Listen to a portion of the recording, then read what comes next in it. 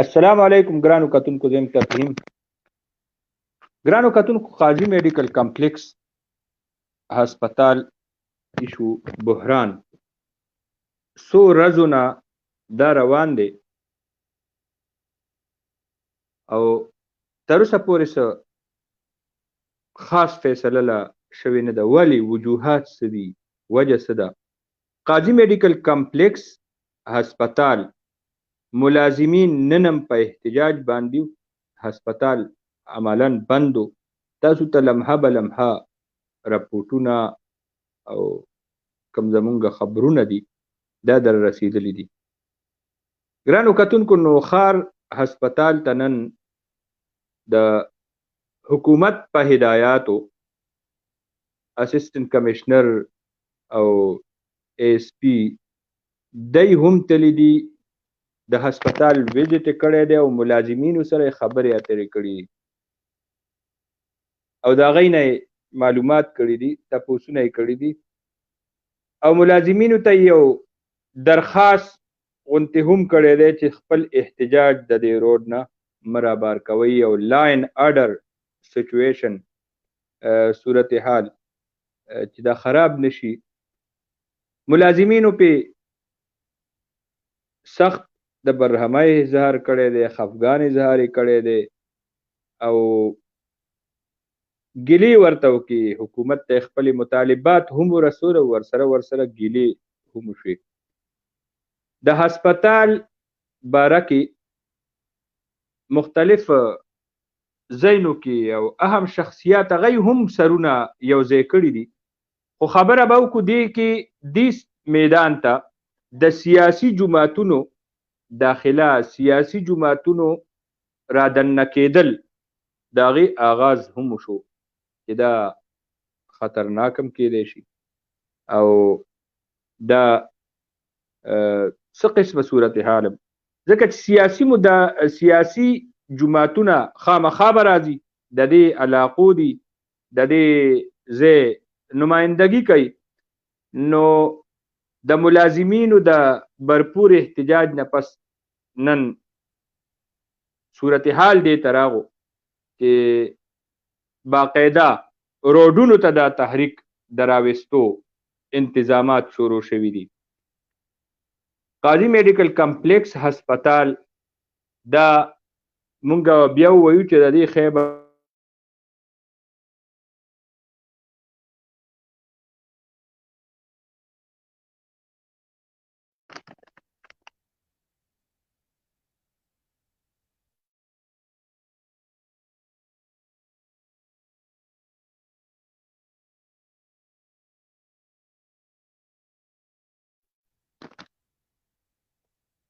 ډېرې خبرې دي، بدترین کرپشن، یو موټی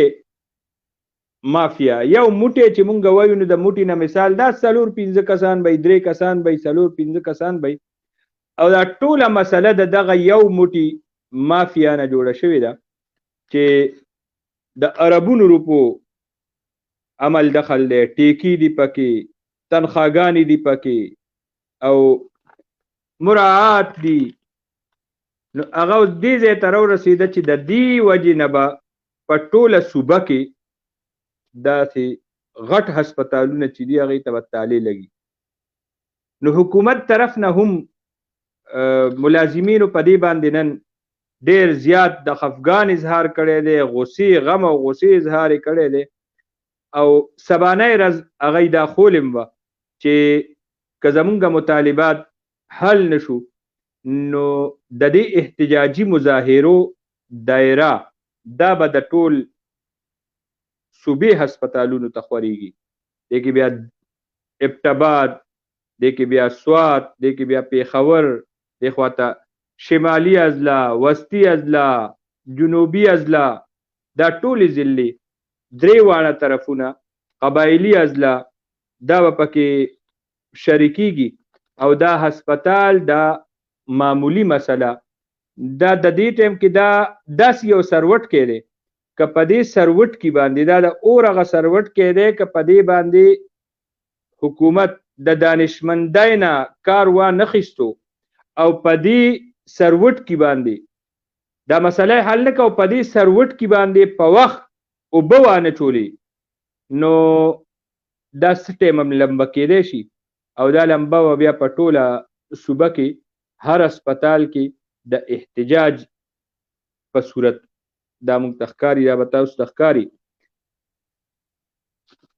دغسې ګرانو کتونکو د هسپتال باره کې خو ټوټل چې موږ تاسو سره کوم معاملات یا مو ډسکس کړي دي دې کې غټه خبره 2015 نه 2017 پورې برتیانې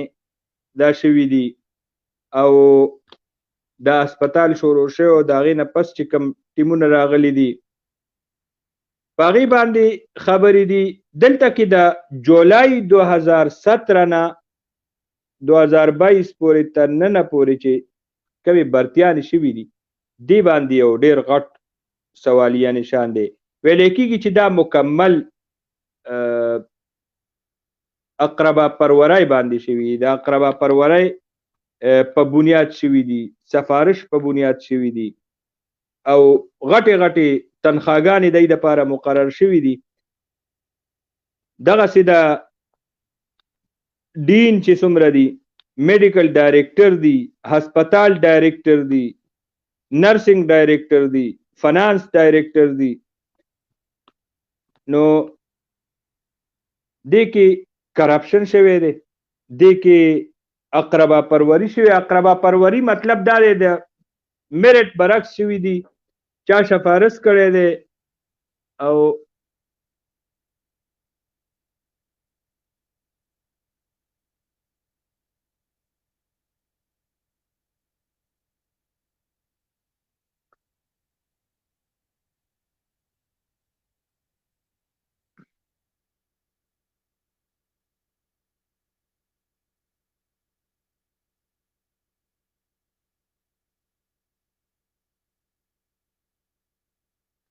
د میرټ برعکس شوي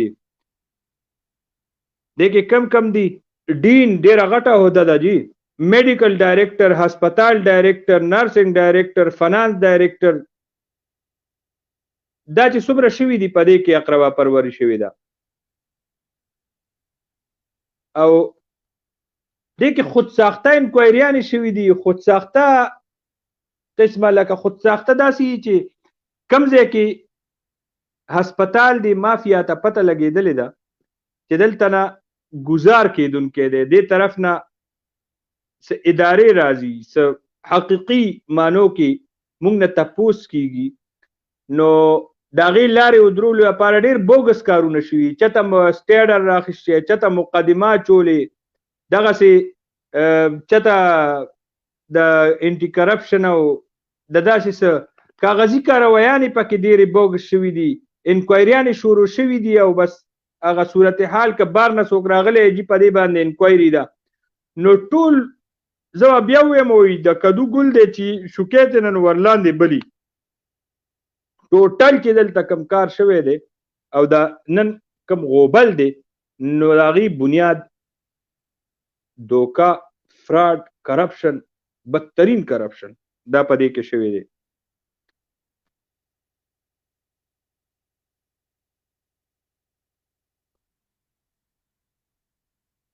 خدای کې موجوده جی میډیکل ډایرکټر هسپتال ډایرکټر ډین نرسنګ ډایرکټر فنانس ډایرکټر هیومن ریسورس ایچ آر او ډایرکټر هیومن ریسورس ډایرکټر سپلای چین منیجر وغیرہ دا ټوټل لکه سړی حیران شي چې دا هسپتال دی که دا شوګر مل دی دا راجواړه ده دومره غټ د اربونو روپو د حکومتي انسټیټیوټ هغه د تباهۍ په کناره باندې ولاړ دی په تباهۍ په ځای ولاړ دی او نن دی که سبا دی او اداره ځکه ترې نه دا دومره لوی غوبل جوړ دی نو هسپتال او میډیکل کالج اسټیبلیشمنټ اکاونټ او په نورو دفترونو کې څه کلرکان اهل کار یو څو ما تاسو ته ووایي یو موټی خلک دي د یو موټي نه دا مراد به والو چې کم از کم د 5 نه کم دي د 5 نه کم یو څو خلک هغه د ستا د دې صوبې حکومت او د دې نن موجوده چې کوم زمونږ حکومت کې ناس سیاسي مشران د هغوی بیخوني کوي، د هغوی د سیاست جړې وباسي او د هغوی د کاست ته چې کوم دی هغه نقصان رسول. زه حیران دیم چې د دې خلاف دومره د دې صورتحال نه پسم د دې یو موټي د 15 نه کم یو څو کسان د هغوی خلاف کاروي ولې نه کیږي؟ په دې باندې ټول سیاست په ده ولې لګولی شوی دی؟ په دې باندې ټول محنت هغه ولې په ده لګولی شوی دی؟ دغه څه خبرې دي چې اوس دې ځای ته راغه چې سیاسي جماعتونه پکې رادننه کېږي. سیاسي جماعتونو رادننه کېدل دې کې به مسله هایلایټ شي، ملازمینو مسله به د سیاسي جماعتونو د راتګ نه پس د هسپتال د ملازمینو دا مسله او د هسپتال دا بحران دا به حل شي او که نه د هغوی کاست ته او د هغوی مقصد ته به نقصان ورسوي. دا یو سوالیه نشان دی، ځکه چې ډیر زیات کم سیاسي جماعتونه نو ظاهره خبره ده حکومت دی، د حکومت خلاف سیاسي جماعتونه چې کم په میدان کې دي تحریکونه چلیږي، نو داسې تحریکونو ته که دا مخه شوه دا سیاسي جماعتونه راغل نو د دې فایده به د دې هسپتال ملازمینو ته ونه شي، د دې تحریک ته به ونه شي او هسپتال مزید د حالت دا به خراب شي او د دې روډونو ته به دا مظاهرې راشي. ما ویمې چې دا خبرې تاسو سره شیر کو ځکه چې دې کې نن د ټولو نه غټ کم مومنټ د ټولو نه غټه کوم اکټیویټي شوې ده، نو هغه مختلف تنظیمونه نن راغلي دي، حکومتي چې کم عهدیداران دي، انتظامیه ده، هغه راغلي دي، هغه یو خدا درخواست کړی دی چې تاسو د ګیټ نه بار ته دا مروړئ. بیا چې کم